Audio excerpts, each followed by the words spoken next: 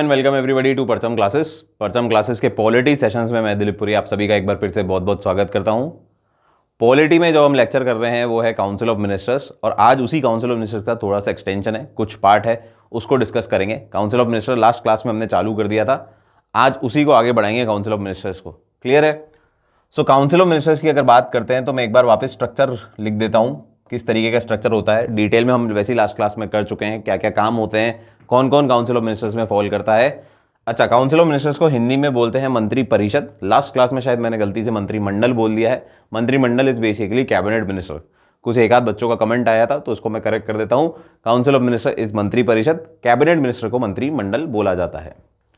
ठीक है, तो काउंसिल ऑफ मिनिस्टर का जब हम न्यूक्लियर स्ट्रक्चर पढ़ते हैं या हम स्ट्रक्चर की बात करते हैं, कौन कौन मिलके काउंसिल ऑफ मिनिस्टर बनाते हैं, तो उसमें सबसे स्ट्रॉन्ग पोजीशन या सबसे सेंटर में जो है, जो मेन लोकाय है, वो कौन है? वो है प्राइम मिनिस्टर। सबसे ज्यादा powerful position, who is the head of the government? Prime minister of our country. तो वो सबसे सेंटर में होते हैं। फिर इनके बाद आते हैं, आपको जैसा पता है, कैबिनेट मिनिस्टर्स। ठीक है, जिसको हम मंत्रिमंडल बोलते हैं। कैबिनेट मिनिस्टर जो जो अलग अलग मिनिस्ट्रीज को होल्ड करते हैं, वो cabinet ministers. Detailed explanation last lecture में आपको अवेलेबल हो चुका है पहले ही, तो आप इसको वहां जाके देख सकते हैं। अभी मैं सिर्फ आपको सेम ट्रेन में अपन बैठ जाएं, काउंसिल ऑफ मिनिस्टर्स को आगे बढ़ा दें, इसलिए हल्का सा रिवीजन दे रहा हूं, स्ट्रक्चर समझा रहा हूं। बाकी आगे कहानी अपन दूसरी ही पढ़ेंगे, ये हम लास्ट लेक्चर में कवर कर चुके हैं। फिर आता है काउंसिल ऑफ कैबिनेट मिनिस्टर में, काउंसिल ऑफ मिनिस्टर के कैबिनेट मिनिस्टर के बाद minister of state with independent charge. तो छोटी मोटी मिनिस्ट्री जिनके पास है लेकिन इंडिपेंडेंट चार्ज है, हर आदमी को अलग अलग मिनिस्ट्री दी गई है, जो इतनी प्रमुख नहीं है, जो रोजमर्रा की मिनिस्ट्री नहीं है, जो ऐसे अफेयर्स नहीं है जो बहुत ज़्यादा इंपॉर्टेंट है, वाइटल है, क्योंकि देश चलाने में भी अफेयर्स जो हैं, जो भी काम है, वो भी लेवल में बटा होता है। कुछ होता है बिल्कुल प्रमुख काम, बिल्कुल मेन काम, कुछ होता है ठीक है सब्सिडरी काम है, छोटा मोटा काम है, करना जरूरी है बट इतना इंपॉर्टेंट नहीं है। तो उसकी जो मिनिस्ट्रीज की जो बागदौड़ दी जाती है, वो दी जाती है minister of states with independent charge को। ठीक है, फिर आता है एक और, मिनिस्टर ऑफ स्टेट। इनको बोला जाता है मिनिस्टर ऑफ स्टेट। इनके साथ इंडिपेंडेंट चार्ज नहीं लगता, इनके लिए बोलते हैं हम एसोसिएटेड चार्ज, या फिर आप लूजली मिनिस्टर ऑफ स्टेट ही बोलते हैं इनको, मिनिस्टर ऑफ स्टेट। क्लियर है? तो ये क्या है? हेल्पिंग हैंड्स है, ये एसोसिएटेड है दो तीन मिनिस्ट्री से। जैसे इंडिपेंडेंट चार्ज एक मिनिस्टर ऑफ स्टेट को एक मिनिस्ट्री दी गई है, अब कैबिनेट मिनिस्टर और मिनिस्टर ऑफ स्टेट के हेल्पिंग हैंड्स के तौर पे कौन है? मिनिस्टर ऑफ स्टेट्स है। तो ये दो तीन मिनिस्ट्रीज हैंडल करते हैं, दो चार मिनिस्ट्री में एक मिनिस्टर ऑफ स्टेट कॉमन होगा, वो चारों मिनिस्ट्रीज को देखेगा। ठीक है, तो ये होते हैं मिनिस्टर ऑफ स्टेट्स, हेल्प करेगा। ठीक है, फिर आता है आपका एक और last, deputy minister. Deputy minister भी क्या है? हेल्पिंग हैंड्स ही है। ये नए इंटर्न्स की तरह मान लीजिए, नए मिनिस्टर्स हैं जो नए नए सत्ता में आए हैं, इनको किस तरीके से देश चलता है, किस तरीके से पॉलिसी बनती है, किस तरीके से काम होता है, वो सिखाना होता है, प्रोसेस सिखाना होता है, तो उसके लिए उनको डेप्यूटी मिनिस्टर्स बनाया जाता है। क्लियर है? तो इस तरीके का कुछ काउंसिल ऑफ मिनिस्टर का स्ट्रक्चर होता है, जिसको डिटेल में हम प्रीवियस क्लास में ऑलरेडी कर चुके हैं। ठीक है, अब कहानी यहां से आगे बढ़ाते हैं। तो काउंसिल ऑफ मिनिस्टर की अगर बात करें तो जैसा हमने अभी तक ऑब्जर्व करा, हमने देखा कि भैया हमारे देश की जो पॉलिटी है या पॉलिटिक्स है या जो भी गवर्नेंस है, वो मेन कवर कहां से होती है या मेन गवर्न कहां से होगी, कौन किसके पास ज्यादा पावर है, तो वो है council of minister. Council of minister में भी अलग अलग लेवल है। कैबिनेट मिनिस्टर है, फिर उससे कम powerful minister of state with independent charge है, उनसे कम मिनिस्टर ऑफ स्टेट है। ठीक है, फिर डेप्यूटी मिनिस्टर है। लेकिन आपको ये देखना होगा कि ये जो गवर्नेंस का सिस्टम है, ये अगर इफेक्टिव चलाना है हमारे को, जो हमने सिस्टम क्रिएट करा है कि इस तरीके से पावर पोजीशन डिसाइड होंगी और इस तरीके से पॉलिसीज या हमारी पॉलिटिक्स चलेगी, किस तरीके हमारी देश की गवर्नेंस चलेगी, तो उसके लिए दो इंपॉर्टेंट वर्ड्स होते हैं। ये इंश्योर करने के लिए आपको कलेक्टिव रिस्पॉन्सिबिलिटी और इंडिविजुअल रिस्पॉन्सिबिलिटी इंश्योर करनी पड़ेगी इन मिनिस्टर्स की, इन काउंसिल ऑफ मिनिस्टर्स की collective responsibility and individual responsibility ensure करनी पड़ेगी। क्या होता है collective responsibility and individual responsibility? तो आर्टिकल 75 में इसके बारे में दिया गया है। आर्टिकल 75 में कलेक्टिव रिस्पॉन्सिबिलिटी और इंडिविजुअल रिस्पॉन्सिबिलिटी के बारे में बताया गया है। The COM shall be collectively responsible to the house of people. जो काउंसिल ऑफ मिनिस्टर है वो कलेक्टिवली रिस्पॉन्सिबल होनी चाहिए टू द लेजिस्लेचर या लोकसभा, जनरली स्पेसिफिकली लोकसभा की बात कर रहे हैं, ये इसके प्रति रिस्पॉन्सिबल होनी चाहिए। तो जो भी एक्शन काउंसिल ऑफ मिनिस्टर ले रहा है, they are totally responsible to the house of people या फिर लोकसभा। ये आर्टिकल 75 में बोला गया है। क्या है इसको समझते हैं। तो अब देश की गवर्नेंस है, देश कुछ पॉलिसीज बना रही है, ये जो सरकार काउंसिल ऑफ मिनिस्टर बैठी है ये कोई पॉलिसीज बना रही है, कैबिनेट मिनिस्टर कुछ पॉलिसीज बना रहे हैं। लेकिन अब ऑब्वियसली बात है, इस काउंसिल ऑफ मिनिस्टर का जो स्ट्रक्चर है इसमें 70-80 मिनिस्टर होते हैं, जैसे हमने देखा था 15% का कोटा होता है। तो क्या हर कोई हर राय से सहमत हो सकता है? क्या हर कोई सेम सोच सकता है? अगर कोई भी पॉलिसी बना रहा है, कोई भी कैबिनेट मिनिस्टर एक प्रपोजल रख रहा है कि इसके ऊपर हमारे को कानून बनाना है या इसके ऊपर हमारे को पॉलिसी बनानी है या इस पर हमारे को एक्शन लेना है, तो क्या जो बचे हुए लोग हैं वो सारे के सारे सहमत होंगे उसी बात से? हो सकता है कुछ लोग उससे सहमत हो सकता है कुछ लोग उससे सहमत नहीं हो। डिफरेंस होना ही होना है, डिफरेंस होना ही होना है। कभी भी सेम टू सेम सहमत उसी बात पे उसी तरीके से सहमत नहीं हो सकती दुनिया। और इसका बहुत छोटा सा एग्जाम्पल है, अगर आप अपनी फैमिली बात भी करेंगे, अपने फैमिली की बात करेंगे, तो आपके घर का भी कोई मुद्दा होगा तो उसमें आपके घर के 4, 5, 7, 8, 10 लोग जितने भी हैं वो भी सहमत नहीं होते एक ही चीज पे। उनमें भी ओपिनियन डिफरेंस आ जाता है ड्यू टू देयर कंडीशनिंग, उनकी अपब्रिंगिंग, उनका व्यू पॉइंट, पर्सपेक्टिव क्या है, उनकी साइकोलॉजी क्या है, उसके आधार पे सब पे डिफरेंस आने लग जाता है। तो सिमिलरली काउंसिल ऑफ मिनिस्टर में भी 70-80 लोग बैठे हैं। या फिर हम बात करें कैबिनेट मिनिस्टर की, अगर मेन जो जो पॉलिसी मेकर्स हैं या डिसीजन मेकर्स हैं उनकी बात करें कैबिनेट मिनिस्टर, तो वो भी एक बॉडी है जिसमें 20-22 मिनिस्टर हैं, 20-22 मिनिस्टर होंगे। तो वो बॉडी भी कभी भी एक ही बात पे सेम टू सेम वे में अग्री नहीं कर सकती। Not every person can agree on the same thing in the same manner, ठीक है। तो कहीं ना कहीं डिफरेंस ऑफ ओपिनियन होगा, कॉन्फ्लिक्ट ऑफ इंटरेस्ट भी होगा। लेकिन क्या है, इसमें हमारे को ये इंश्योर करना है, अगर ऐसा है कि अगर डिफरेंस और डिफरेंस बाहर आ गए, इन दोनों में अगर कोई डिफरेंस है या कैबिनेट में अलग डिफरेंस है, एक ग्रुप है वो अलग बात कर रहा है, एक ग्रुप अलग बात कर रहा है, अगर ये डिफरेंस आउट हो गए तो क्या आपको लगता है सरकार चल पाएगी या देश कभी पॉलिसी बना पाएगा? क्योंकि फिर तो इनमें आपस में ही बहस चलती रहेगी। एक तो लेजिस्लेचर में तो बहस चली रही है, अपोजिशन और जो रूलिंग पार्टी है उसमें तो चली रही है, उनमें तो कॉन्फ्लिक्ट ऑफ इंटरेस्ट आ ही रहे। चाहे वो कोई भी काम करे उसको अपोज करना अपोजिशन का काम है, तो वो तो अपोजिशन वैसे ही चल रहा है। लेकिन जो मेन डिसीजन मेकर है या रूलिंग पार्टी की जो भी सरकार है उसके अंदर जो कैबिनेट मिनिस्टर हैं जो पॉलिसी बना रहे हैं, अगर उनमें भी मतभेद होंगे तो देश आखिर चलाएंगे कैसे? कौन किसकी बात मानेगा? तो इसलिए एक प्राइम मिनिस्टर पोस्ट बनाई गई है। जैसे आपको पता है कि ये सब में राजा है, ये सबका राजा है। प्राइम मिनिस्टर की पोस्ट क्या है? ये जो काउंसिल ऑफ मिनिस्टर आपने बनाया है, ये चेस में जो भी आपने मोहरे रखे हैं, इनमें जो सबसे ऊपर है वो कौन है? वो है प्राइम मिनिस्टर। तो एक तो ये प्राइम मिनिस्टर की पोजीशन बनाना ऑटोमेटिकली ये बोल देता है कि सारी बात एंड में किसकी मानी जाएगी? प्राइम मिनिस्टर की बात मानी जाएगी। लेकिन अब बात आती है कि जो काउंसिल ऑफ मिनिस्टर है वो भी आपको क्या है, पब्लिकली कभी भी अपोज नहीं कर सकती। अगर कैबिनेट के बीच में कभी भी मतभेद भी हैं या डिफरेंस ऑफ ओपिनियन भी हैं कि हम चाह रहे हैं कि ये काम इस तरीके से हो या दूसरा गुट चाह रहा है कि इस तरीके से काम हो, या फॉर द इंस्टेंस अगर पर्टिकुलर मिनिस्टर ही चाह रहा है कि मेरे को इस तरीके से काम पसंद नहीं आ रहा, तो भी ये जितनी भी बातें हैं, जितने भी मतभेद हैं, ये कैबिनेट मिनिस्ट्री जो है, कैबिनेट मीटिंग्स जो है वहीं तक सीमित होने चाहिए। जैसे ही आप कैबिनेट मीटिंग से बाहर निकलोगे, you should be collectively responsible और यू शुड बी टुगेदर। आप इसको बोले तो आप एक ही गाना गाओगे, एक ही स्वर में बात करोगे, आप अलग बात नहीं बोल सकते। जो कैबिनेट में डिसाइड हुआ है मीटिंग में वो ही सबको गाना है, भले ही आपको अच्छा लगे या नहीं लगे, उससे आपको मतलब नहीं है। आप बाहर जाके नहीं बोल सकते कि कैबिनेट के डिसीजन से बीइंग अ कैबिनेट मिनिस्टर मैं राजी नहीं हूं, या कोई भी पॉलिसी जो बना रहे हैं इस तरीके से नहीं बननी चाहिए। अगर आपको दिक्कत है, अगर आप फिर भी बोलते हैं कि नहीं यार मेरी अलग ड्यूटी है, जो कि होना चाहिए, जो कि एक रिस्पॉन्सिबिलिटी होनी चाहिए, बट अनफॉर्चुनेटली जो स्ट्रक्चर इस तरीके से बनाया गया है कि ऑटोमेटिकली अगर कोई डिफरेंस ऑफ ओपिनियन रखता है तो उसको लात पड़ जाएगी। तो अनफॉर्चुनेटली कैबिनेट को बाहर तो सपोर्ट दिखाना ही है।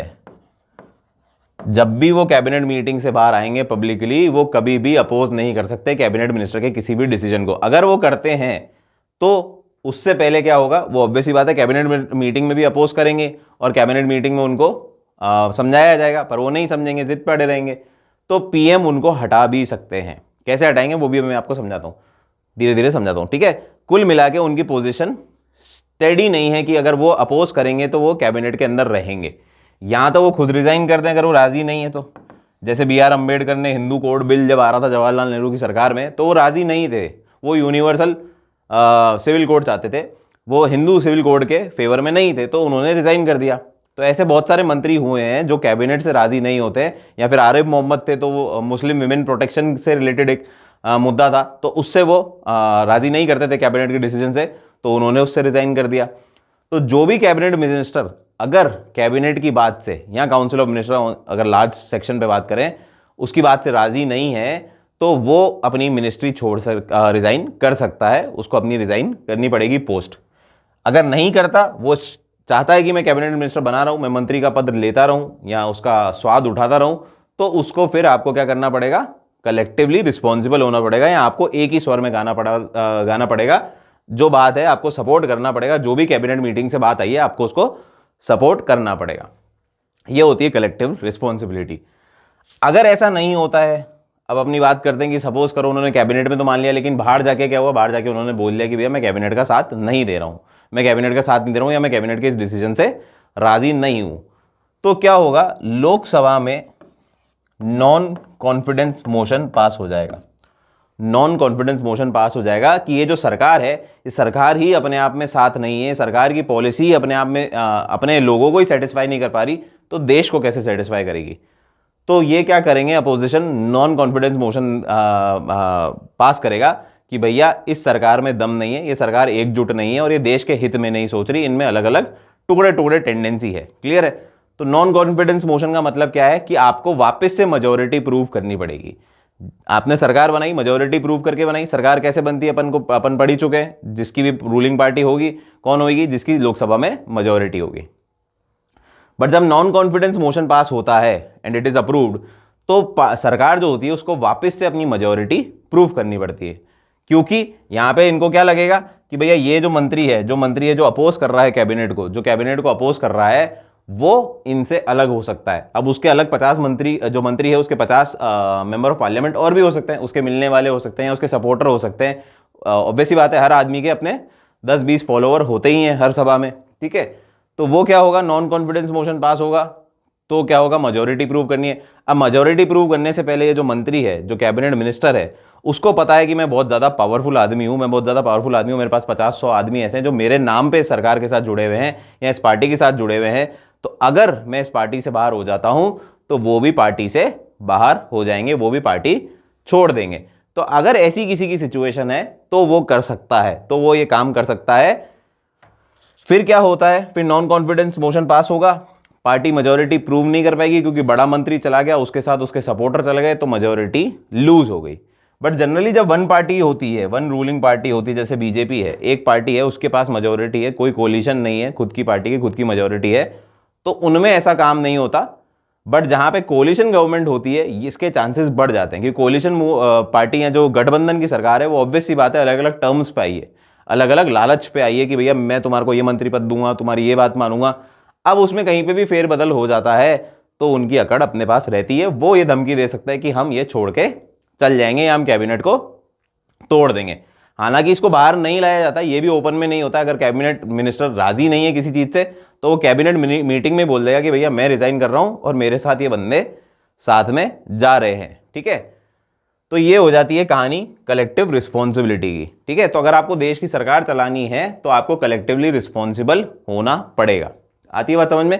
मतलब आप जो भी काम कर रहे हो सारे के सारे साथ कर रहे हो। You should swim and Singh together, बोला जाता है काउंसिल ऑफ मिनिस्टर के लिए कि council of minister swims and Singh together, वो तैरेगी भी साथ और डूबेगी भी साथ। तो अगर एक भी आदमी अलग हुआ, कैबिनेट की बात से अलग हुआ या काउंसिल ऑफ मिनिस्टर की बात से अलग हुआ, तो और नॉन कॉन्फिडेंस मोशन आ गया या सरकार गिर गई, तो सारे के सारे डूबेंगे, फिर नई सरकार ही बनाई जाएगी, पुरानी सरकार में नहीं किया जाएगा।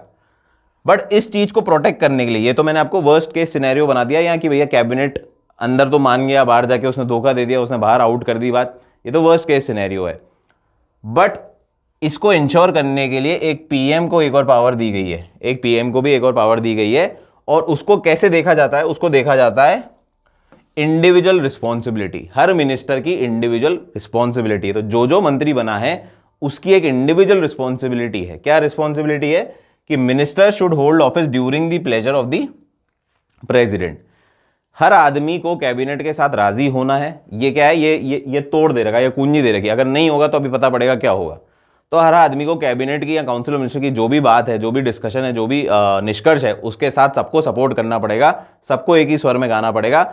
नहीं होगा तो उनको निष्कासित किया जा सकता है बाय द प्रेसिडेंट। अब ये लाइन ऐसा नहीं बोल रही, ये लाइन तो क्या है, महंगे महंगे अच्छे शब्दों में लिखी गई है, बट इसका अगर हम क्रक्स निकालेंगे तो यही निकलेगा कि अगर कोई भी कैबिनेट मिनिस्टर कैबिनेट की मीटिंग से कैबिनेट मीटिंग में जो भी डिसाइड हुआ है उसको सपोर्ट नहीं करता, तो पहला ऑप्शन तो है कि रिजाइन करके चुपचाप निकल जाए, कोई दिक्कत नहीं है।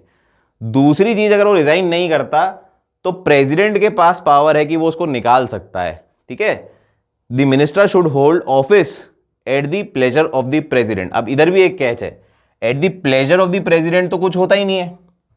At pleasure of the president तो कुछ होता नहीं, क्योंकि प्रेसिडेंट का तो प्लेजर बहुत ही लिमिटेड है। प्रेसिडेंट के पास खुद के पास कोई पावर ही नहीं है। जो पावरफुल आदमी होगा उसी के तो ठाट होंगे, उसी की तो प्लेजर की बात हो रही है।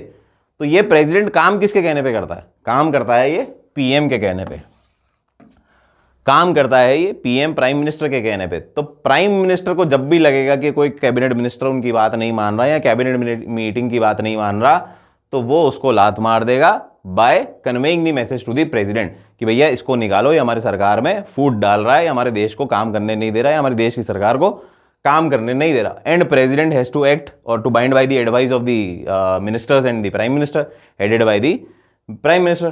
तो प्राइम मिनिस्टर की बात पे फिर उस मिनिस्टर को निकाल दिया जाएगा। तो ये होता है रियल केस सिनेरियो। ठीक है, तो इस तरीके से दो रिस्पॉन्सिबिलिटी इंश्योर की जाती है काउंसिल ऑफ मिनिस्टर की। एक तो they are collectively responsible to दी लोकसभा, नहीं होंगे तो नॉन कॉन्फिडेंस मोशन पास हो सकता है।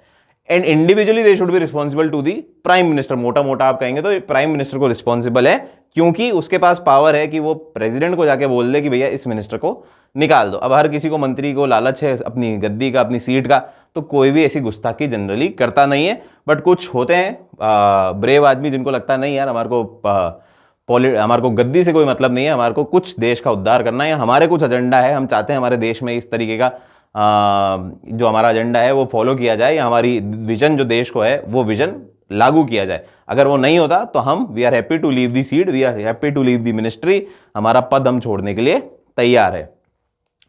ठीक है, तो ये एक तरीके से दिल दुखाने वाली बात भी है कि हमारी मंत्री के पास भी पावर नहीं है, हमारे जो मंत्री बनाए गए हैं उनके पास भी कोई खासा पावर नहीं है कि वो अपनी चाहे अनुसार कुछ कर सकते हैं। अगर कोई पावरफुल आदमी है पूरी पॉलिटिक्स में तो at the end of the day वो प्राइम मिनिस्टर ही है, वो प्राइम मिनिस्टर ही है। हाँ, इन सब सलाहकार हैं, सब कुछ सलाह करते हैं, सब इनकी राय भी ली जाती है। ऐसा नहीं है कि मतभेद को एकदम ही ऐसे लिटरली टेबल ठोक के बोल दिया जाता है कि ये माना जाएगा तो माना जाएगा। आपका व्यू पॉइंट भी लेंगे, समझेंगे, उसमें इम्प्रोवाइजेशन करेंगे, मॉडिफिकेशन करेंगे, सब किया जाता है। बट फिर वही बात है, अगर अकड़ में कोई प्राइम मिनिस्टर आ गया, कोई भारी प्राइम मिनिस्टर आ गया, इंदिरा गांधी जैसा, मोदी जैसा, तो फिर वही राजा हैं, फिर उनकी कोई नहीं सुने, फिर उनको जो फाइनली करना है वो तो वो ही करेंगे। क्लियर है?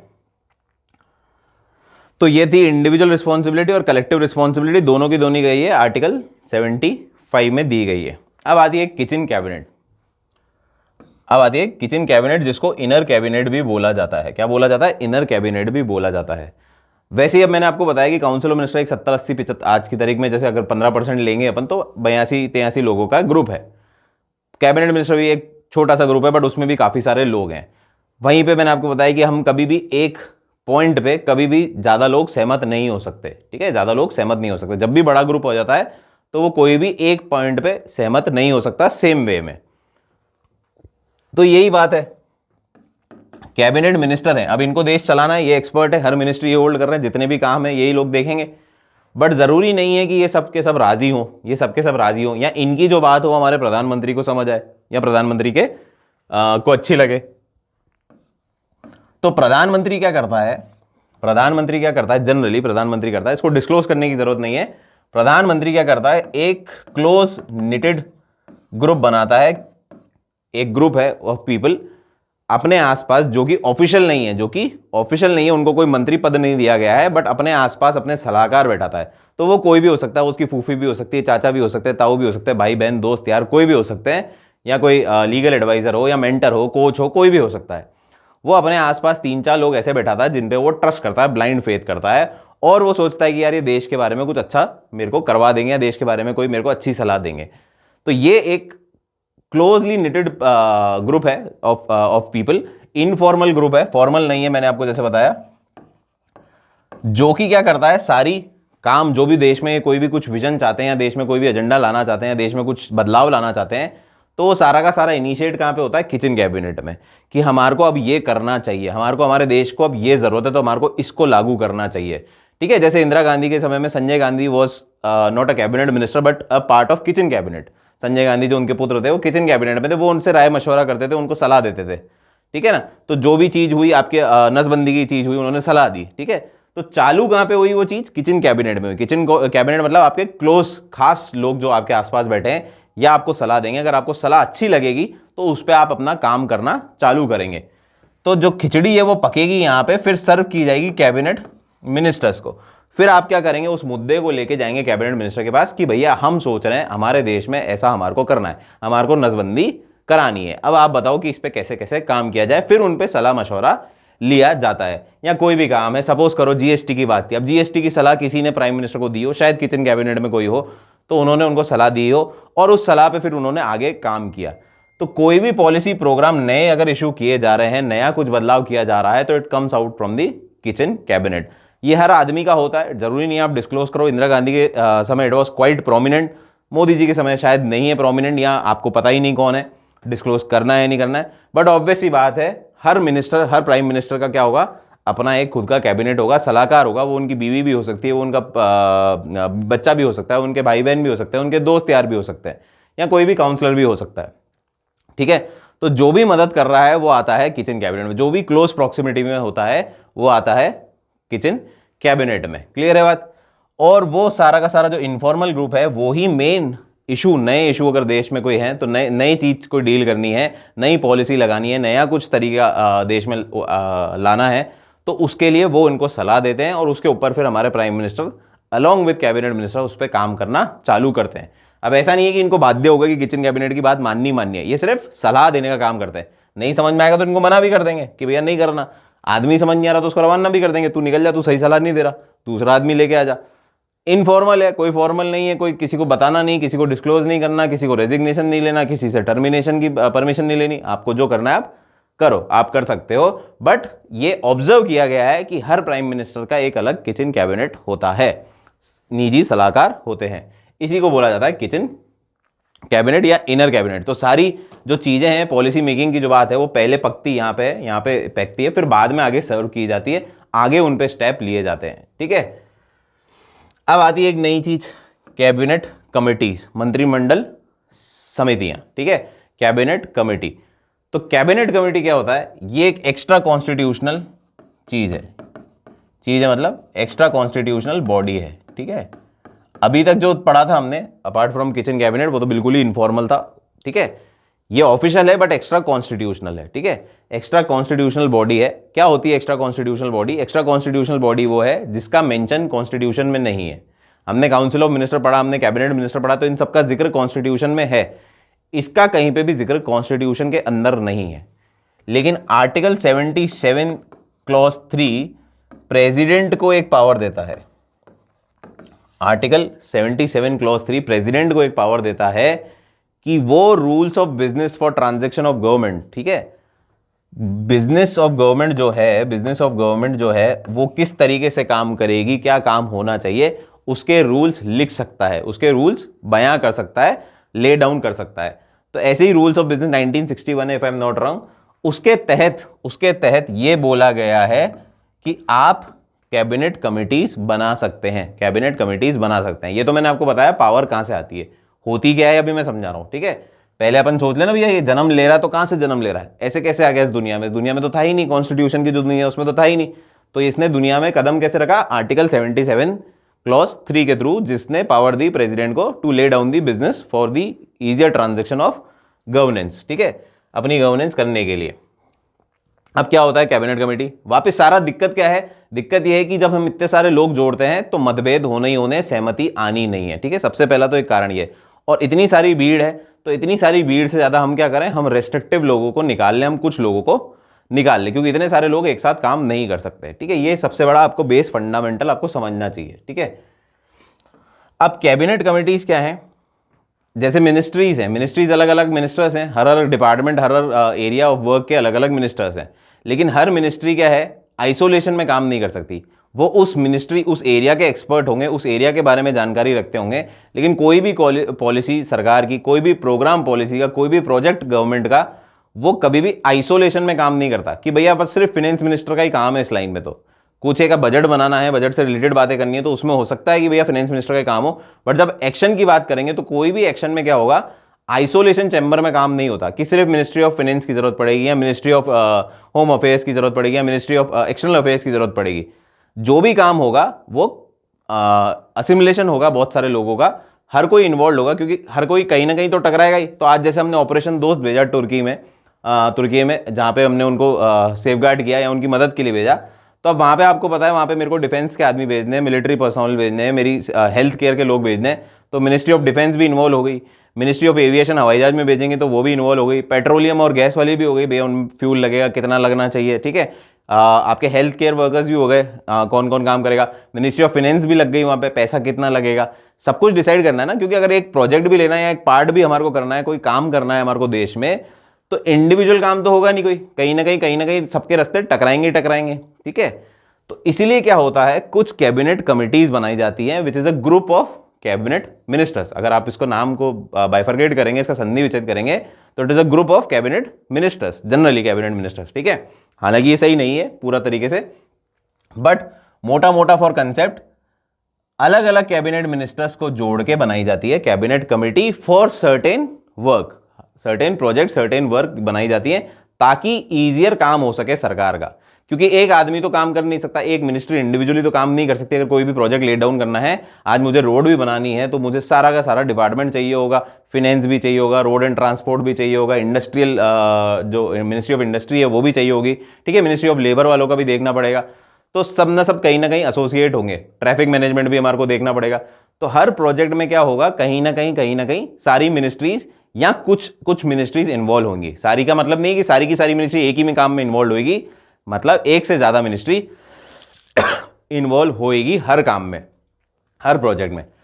तो अब ऐसे कुछ कैबिनेट कमिटीज बनाई गई कि भैया ये तो रेगुलर अफेयर है ही है हमारे देश में, पॉलिटिकल अफेयर्स होंगे ही होंगे, पार्लियामेंट्री अफेयर्स होंगे ही होंगे, आपके सिक्योरिटी अफेयर्स होंगे होंगे, वॉर होंगे तो हमारे को 10 लोगों की ज़रूरत पड़ेगी, हमारे को एक्सटर्नल अफेयर्स मिनिस्टर्स की ज़रूरत पड़ेगी, पब्लिक रिलेशन जिनके कैसे हैं वो देखना पड़ेगा, मिनिस्ट्री ऑफ फाइनेंस की ज़रूरत पड़ेगी, मिनिस्ट्री ऑफ डिफेंस की ज़रूरत पड़ेगी, ठीक है। बहुत सारी मिनिस्ट्रीज की ज़रूरत पड़ेगी।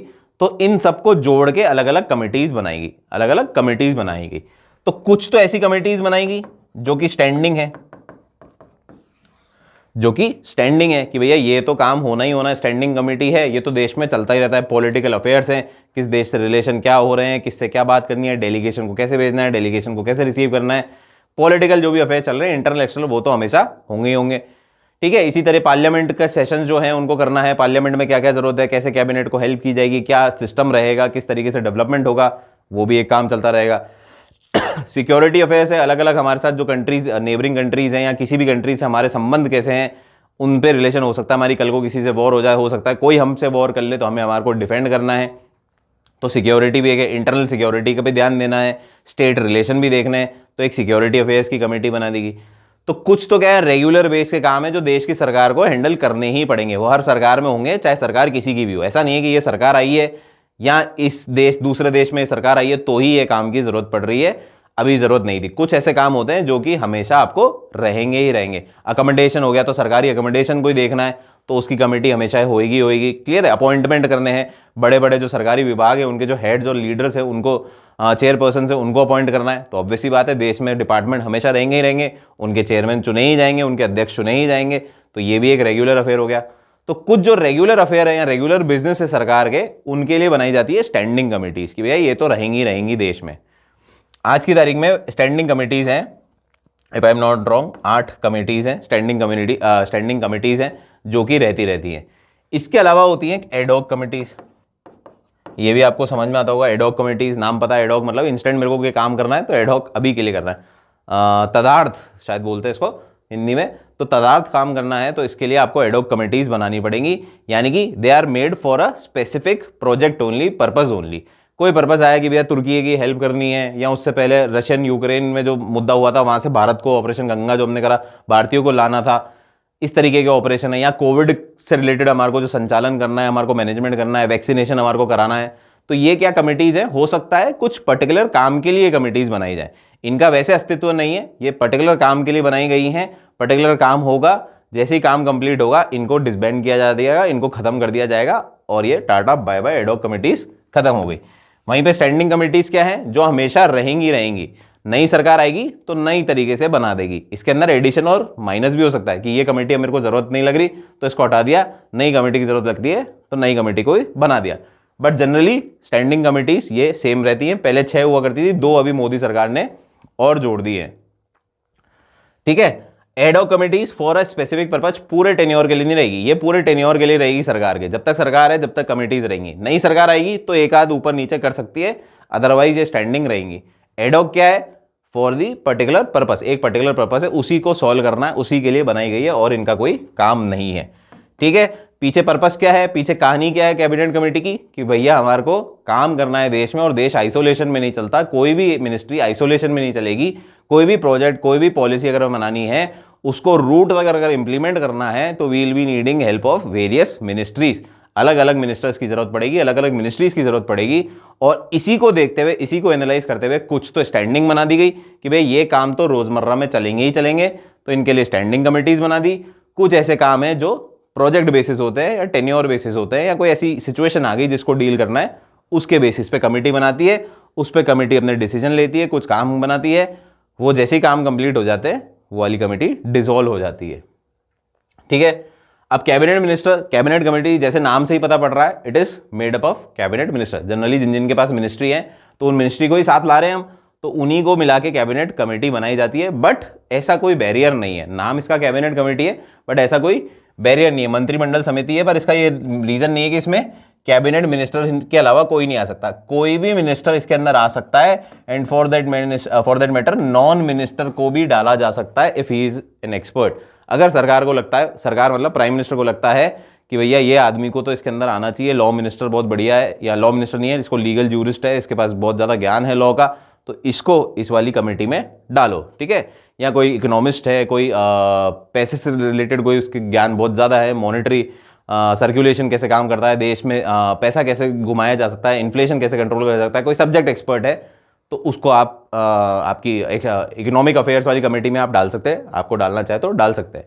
ठीक है, तो नॉन मिनिस्टर को भी डाला जा सकता है, बट मोस्टली और जनरली ये कैबिनेट मिनिस्टर से मिलकर ही बनता है। और एक कमेटी में ऑलमोस्ट 3 से 8 मेंबर होते हैं, एक कमेटी में 3 से 8 मेंबर होते हैं। स्टैंडिंग और एडहॉक मैं बता दिया। ईज ऑफ गवर्नेंस, मेन काम क्या है? Ease of governance. अगर एक मिनिस्ट्री को बोलेंगे कि आप अपने आप मैनेज करते रहो, आपको मैंने काम दे दिया, आपसे रिलेटेड काम है और अब आप मैनेज करते रहो, तो उसके लिए डिफिकल्ट हो जाएगा। इससे बढ़िया क्या है, मैं कमेटी ही बना के दे दूं कि भैया अब आप इस पे एरिया पे काम कर सकते हो, ये आपकी कमेटी होगी। ईज ऑफ गवर्नेंस है, ईज ऑफ गवर्नेंस या नीड ऑफ गवर्नेंस है। गवर्नेंस होगी नहीं, अगर कमेटी नहीं होगी तो गवर्नेंस होगी कैसे? नहीं हो पाएगी।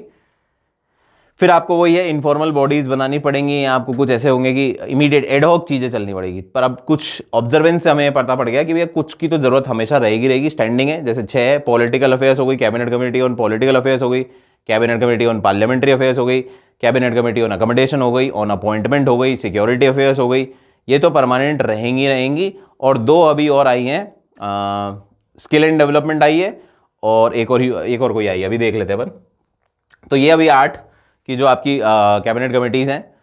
पॉलिटिकल अफेयर्स, सबसे पहली cabinet committee on political affairs, ये है सबसे इंपॉर्टेंट कमेटी, पॉलिटिकल अफेयर्स वाली। क्योंकि जितने भी अफेयर्स हैं, एक्सटर्नल इंटरनल कोई भी पॉलिटिकल अफेयर्स है, पॉलिटिक्स से रिलेटेड यानी देश की गवर्नेंस से रिलेटेड जो भी अफेयर्स है, उन पे कोई भी चर्चा करनी है, कोई भी डिस्कशन करना है, कोई भी डिसीजन पे पहुंचना है, तो उस पे कौन पहुंचेगा? Cabinet committee. ठीक है, फिर ये कैबिनेट कमेटी क्या करेगी? कैबिनेट को अपने डिसीजन बता देगी और फिर कैबिनेट अकॉर्डिंगली अपने डिसीजन ले लेगा। Cabinet committee on economic affair, पैसे से रिलेटेड कोई भी बातें हैं, ठीक है, जीएसटी हो गया, डीमोनेटाइजेशन हो गया, तो ये सारे डिसीजन कहाँ लिए जाएंगे? ये यहाँ पे लिए जाएंगे। ठीक है, appointment committee of the cabinet, जितने भी बड़े बड़े अपॉइंटमेंट है देश के बड़े बड़े विभागों के, जो भी सरकार के बड़े बड़े विभाग है, एग्जीक्यूटिव के जो भी ब्यूरोक्रेसी के सबसे बड़े बड़े विभाग है, उनके अपॉइंटमेंट यहाँ से होंगे। सिक्योरिटी से रिलेटेड, इंटरनल एक्सटर्नल सिक्योरिटी से रिलेटेड जो भी मुद्दे हैं वो यहाँ डिस्कस होंगे।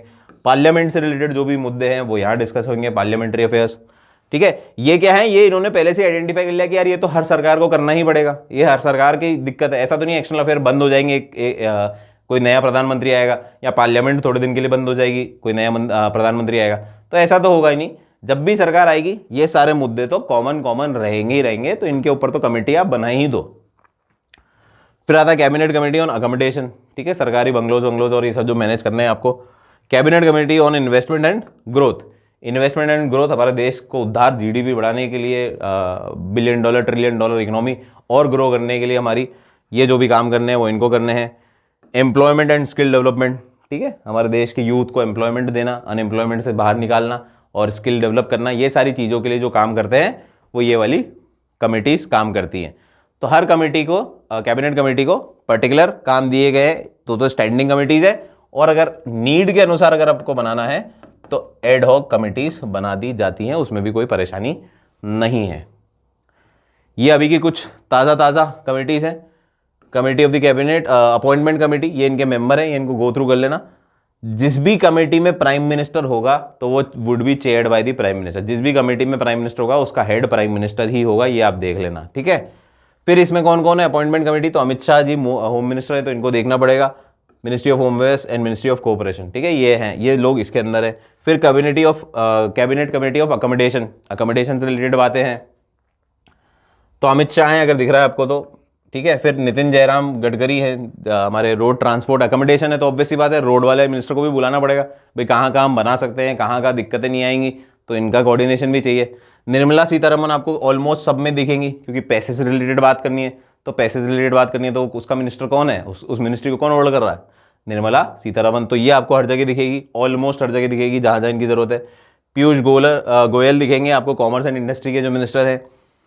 हरदीप सिंह पुरी इधर आपको जरूरत है भैया, आपको तो ministry of petroleum and natural gas वाले जो है इनकी जरूरत पड़ेगी, क्योंकि ऑब्वियस ही बात है कंस्ट्रक्शन में आपको जरूरत पड़ सकती है इनकी, ठीक है। इसके अलावा ये देखिए स्पेशल इनवाइट है, जो कि क्या है, जो कि कैबिनेट मिनिस्टर नहीं है। मैंने आपको बताया जरूरी नहीं है कि आपको कैबिनेट मिनिस्टर रखने हैं, मोस्टली कैबिनेट मिनिस्टर ही होंगे, वो तो होंगे ही होंगे। साथ में अगर आपको चाहिए कोई एक्सपर्ट डालना है, कोई मिनिस्टर ऑफ स्टेट डालना है, कोई minister of state with independent charge डालना है, कोई डेप्यूटी मिनिस्टर डालना है, तो उनको भी आप डाल सकते हैं। सो ये स्पेशल इन्वाइटी के नाम से दिखेंगे आपको। फिर इकोनॉमिक अफेयर्स देखेंगे तो इसमें राजनाथ सिंह है prime minister, headed by the prime minister, क्योंकि प्राइम मिनिस्टर है तो सबसे ऊपर प्राइम मिनिस्टर ही आएगा। राजनाथ सिंह डिफेंस हो गया, अमित शाह होम मिनिस्टर हो गया, गडकरी जी हो गए, ये निर्मला सीतारमन सब जगह हैं, ये ओमनी प्रेजेंट हैं, ये हर जगह दिखेंगी आपको।